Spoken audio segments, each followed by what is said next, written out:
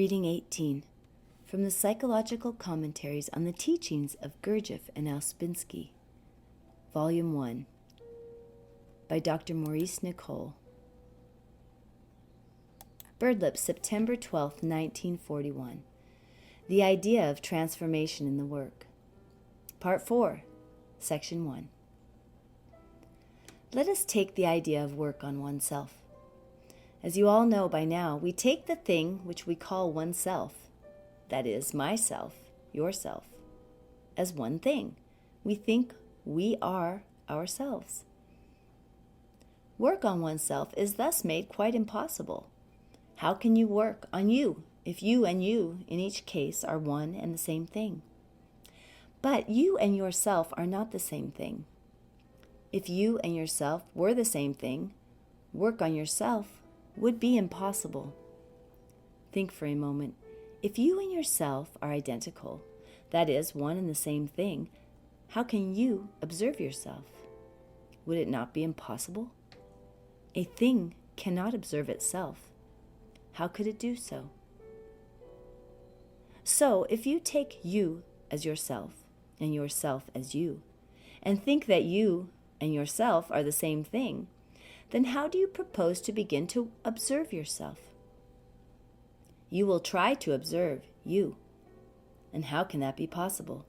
A thing cannot observe itself. A thing identical with itself cannot see itself, because it is the same as itself. And a thing which is the same as itself cannot possibly have a standpoint apart from itself, from which to observe itself. I say all this in order to emphasize how difficult it is for people to begin to work on themselves. The reason is that they take themselves as themselves. If a man takes himself as himself, he cannot observe himself. Everything is himself. He says I to everything. And if a man says I to everything in himself, then everything in himself is I. And how can he observe himself? How can I observe I if they are one and the same thing? At one moment he is irritable and rude, at the next kind and polite. But he says I to it all, and so he cannot see it all. It is all one to him. He cannot see it apart from himself, and he and himself are one and the same thing to his mind, that is, to his way of thinking. This massive stumbling block lies across everyone's path, and long, very long overcoming of it is the task of work on oneself. And how long it takes before a man can begin to see what it all means and what the work is always saying. I have watched people in the work often for many years who have not yet caught a single flash of the meaning of self-observation. That is, people who still take everything that takes place in them as I, and say I to every mood, every thought, every impulse, every feeling, every sensation, every criticism, every feeling of anger, every negative state, every objection, every dislike, every hate, every dejection, every depression, every whim, every excitement, every doubt, every fear. To every train of inner talking, they say I. To every negative monologue, they say I. To every suspicion, they say I. To every hurt feeling, they say I. To every form of imagination, they say I. To every movement they make, they say I. To everything that takes place within them, they say I.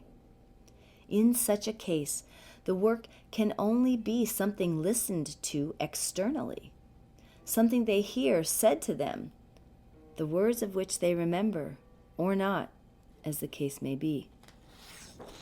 But they have no idea of what work on themselves means, because they have no idea as yet that there is such a thing as themselves. They look out of their two eyes and they listen with their two ears and see and hear what is outside them. Where, in this case, is this thing called themselves? Is not everything outside them, save something they call I? Is not life a lot of things outside, and something they take for granted as I, that is, themselves? And if this work is not about things outside that they can hear and see and touch, what is it about really? For there is surely nothing else save outside things and something that is I. At the same time, they may feel the work emotionally.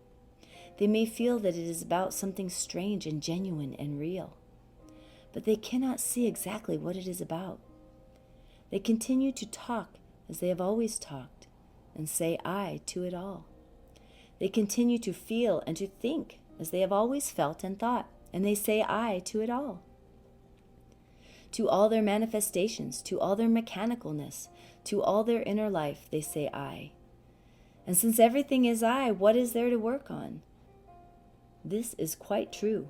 For if everything connected with a person in outer manifestations and in inner life is I, and if there's only I, if everything connected with him is I, then there is nothing to work on.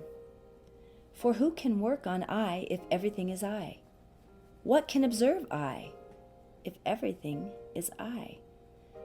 The answer, of course, is that nothing can. A thing cannot observe itself. There must be something different in it for the thing to observe itself. And in our own cases, in the case of everyone, if there is nothing in us different from ourselves, how can we observe ourselves and work on ourselves? For to work on oneself, it is necessary to begin to observe oneself. But if I and myself are one and the same thing, how can this ever be possible? I will have nothing to work on, for the reason that I regard everything I do, everything I say, everything I feel, everything I think as I, so that if you speak to me of myself, I will take it that you are speaking of me, of what I call I. And whatever you say about me, I will take it as myself, that is, as I. For to my way of thinking, I and myself are identical. To my way of thinking, they are one and the same thing.